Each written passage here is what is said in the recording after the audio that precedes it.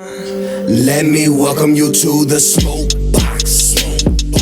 Windows up, couple in rotation. Hot boxed out about 3 or 4 faces. This is another Dr. Green Thumb BREALTV Smokebox. We are in here with the Analog Brothers. And you know, this man right here is Kool Keith, Dr. Octagon. I got my shades on, big rock star compared to Elvis. Signing autographs for rappers while girls move their pelvis.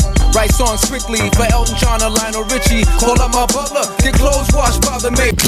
You know, a legend right here. You know, he actually was one of my early influences, you know, because it is well known in the Cypress Hill, you know, base of you know, our boys, our clique. Yeah, we used to listen to, you know, 3 groups more than anything. One was ultramagnetic MCs. Love that shit all day. Public Enemy and EPMD. Those were the 3 that were bumping in our shit nonstop.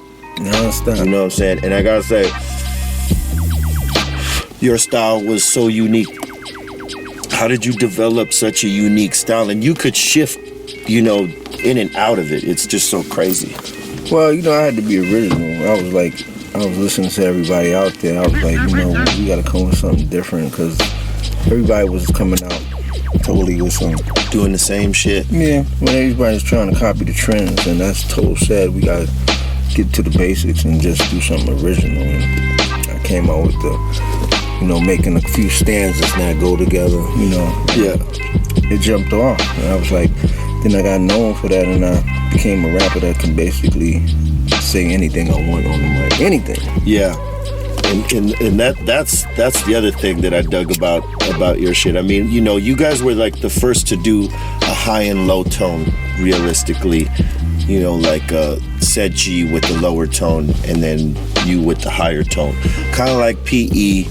And how like Cypress Hill did in reverse. Mm-hmm. Went with the high tone and the low tone as opposed to me and Said G. Like, I was the high pitch and Said was the low bass pitch. Yeah, and that combination was just so powerful. Yeah. And the fact that like you disconnected from that for a while, you decided to take a chance on you and like flip a whole other different style, and even with content, because I mean with Ultra it was like, you know, semi-political, and then you would flip out on some scientific type shit.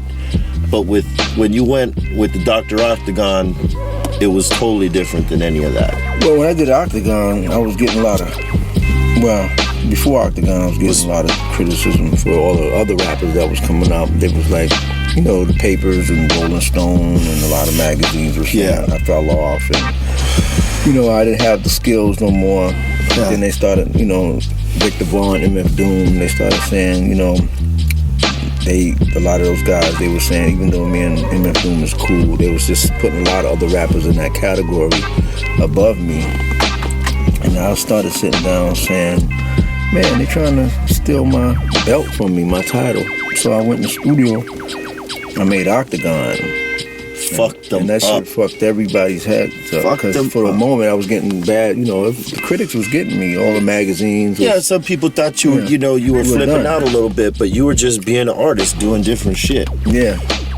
So I did that, I wrote that, and that took me into a whole new era of people and everything. And when I did that, all those rappers that was kind of, you know, because I was losing a lot of beat. People was, you know, people turning me down. They was like, oh, Keith ain't got it no more. And I was like, you know, then I was reading magazines talking about, you know, this what Keith should be doing, and all these other new cats coming. I was like, let me go do this Octagon shit and get my title back, my belt back. And after I did Octagon, people was kissing my feet. They started kissing your ass again. Yeah, kissing my feet again. Because, I mean, you started making waves everywhere with that shit. Yeah. Like, you know, everybody. That shit broke into alternative, it broke into rock, it broke into, like you said, it had all kinds of people, the EDM people, you know, all kinds. It went into all ranges of music. That shit went to, I mean, like you said, I could tour with a rock band, an EDM band, alternative band, experimental band. So they couldn't fuck with me after that. Your brand lend itself to everything.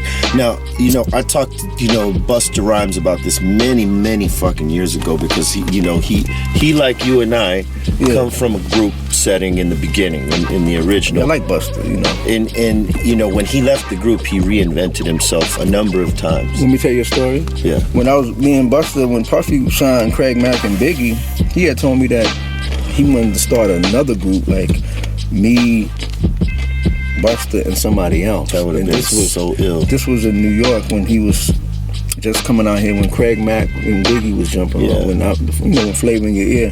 He said, just wait, we're going to do a group. But I didn't know it was going to be Busta, but Puffy was trying to get me off of Columbia. Right. And they didn't want to release the Black Elvis album. Yeah, they were scared. Let go and give me my contract back or nothing. They were scared. They were scared I was going to jump in. Sony was kind of hating that at one moment. They was scared we was going to go do something else. So, but that was the thing. I couldn't get out the contract with Columbia. Right. And that killed that whole game. They held the album until I waited. Then I had to go with Dr. Doom and other shit. Me, I had mad albums coming out with every album. And you were the king of reinventing yourself. You had Black Elvis, you had Dr. Octagon, you had what else? I had Dr. Doom. I had me and Godfather Don was moving. We got Percy P started. We spent off. I had Sir Menelik. I had all the rappers that the underground was trying to be. Yeah. I was the king of. I had a little team of all those rappers that the underground was trying to be. Yeah. So I was running everything from, what was that label with the the label Lyricist Lounge. Yeah. What was that label? Was it Sound Bombing. Sound Bombing, yeah. All that shit. I was running. Yeah, they had all that shit. Yeah, they had a lot of rappers trying to be Menelik. Right. Which, I trained. I got Menelik through me. So they all trying to be Menelik. Yeah. And Menelik used to record with P.I. Menelik was good. And Menelik and Godfather Don, those were like my spawn partners. But they wanted $1 million a verse without being famous. That's crazy. Like, I'm the next man. That's crazy. Yeah. I always, it's funny. Oh my God, are we gonna survive in here? Oh yeah. I always had a lot of rappers that was dope that came under me. Right. I gotta get some air. Sorry, man. Is it okay if I jump out? What the hell are you doing? So what happened was I spent a lot of rappers off, and then they got good, then they wanted to step off. Yeah. I trained a lot of them. And what's crazy with all the stuff that you were able to do, it kept your whole shit moving, like, in every part of hip hop, with its changes. Here we are, 30 years later in your career, right? Yeah. Because it's 25 for me, and y'all came in at least 5 years before us. Or, something like that. Maybe 3.5. Yeah. But, now you got a new joint. I keep making records. I was always, me, I was always making records. I stayed recording. Is that, and the new shit, is that the Feature Magnetic? Feature Magnetic. I got Bars Murray. I got tracks coming with Mac Moore. I mean, I got a lot of stuff, and it's a whole bunch of artists. Atmosphere. Who do you want to work with? Who do you want to work with that you haven't? Because you've worked with a lot of motherfuckers now. Well, a lot of dudes are scared to work with me. Like you said, a lot of the main artists and stuff. I guess they scared them to say a verse that's so wild. Like they have a sensitivity going on. There's a lot of artists that want to work with me, but it's like they feel like if I do a song with them, I'm trying to diss them on the record. The sensitivity comes in. It's crazy. Yeah, like some dudes are paranoid. They can't do a track because they think you saying something about them, or they might have heard a line 10 years ago. They still take it personal.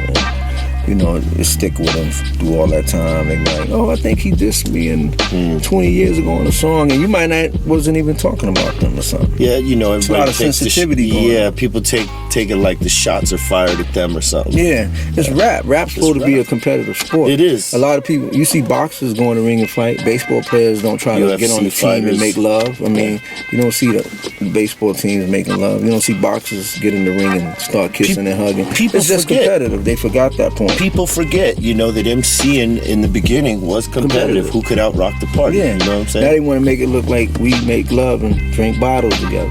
Yeah. But It's that's- really still who rocks the party the best. Yeah. Hell yeah. So they took that out of rap. Let me ask you this. I mean, you were one of the first, if not the first, to like put like the shock lyrics up there, like just, you know, spitting crazy shit and like, you know, what did you think when you heard Eminem come out for the first time? Was that somebody that you That was funny. you wanted to work with, or Well, did you Eminem say- is, I would love to work with Eminem. I don't have a problem. I mean, Yeah, because he's like sick. He's yeah, sick I with don't it. have a problem. I remember I met Eminem once again. Like I saw Eminem at Tech's house. Yeah. We went up there, and he wasn't really known as much then. I think I was still at my prime of making records. Right. I think when he seen me, it was more like a shock. Or he didn't think, you know, I liked him or I didn't know who he was, so he felt kind of intimidated or something. Not lyrically intimidated, just, just intimidated to talk like to me walking and up, meet yeah. me and stuff like that. But I guess he was like, you know, that's Kool Keith right there. That's him actually in my living room. And people get geeked like that. I mean, Yeah. that shit. When I met Chuck D for the first It time, wasn't his living room, it was Tech's house, so he seen me there. So sometimes people be visually shocked. Yeah. They be like, oh shit, that's when you fucking- see somebody. that's Kool Keith right there, and I don't even know what to say to him. Hey, when you're a fan of somebody, you know, sometimes you get tied up like that. But I you didn't know, diss him or nothing. No, of I course didn't really like go, you know, who's it, you know. I didn't go like, who's this guy in here? or something. Yeah. I just seen a quiet Yeah. kid just, you know, sitting over there in the corner. Word up. But he's Did it good surpri- now. did it I'm surprise saying, you? he's a good rapper now, but I'm just saying. Did it surprise you, like the heights that he reached? Yeah, like you see somebody that goes to show sometimes you never know who's who, because a lot of people in the music industry back in the days, remember they was big magazine writers and they was shitting on people and they was big big this, big that. Oh, I run RCA. Yeah. The motherfuckers is selling apples and shit. And yo, you know, I sell apples now. And, give me a call. You know, if you want some apples. But now they wanted to talk. Now they wanted to talk to you. I got this bakery. I got this bakery. But before when he didn't have that, when he was large and balling, he was acting funny. Yeah, a lot of those dudes were. But, Yeah. you know, That shit is crazy. they ain't acting funny no more. Yeah. So what else does Kool Keith got cracking in the list of things that you do, man? Because I mean, obviously, man, you keep busy, you keep on the move.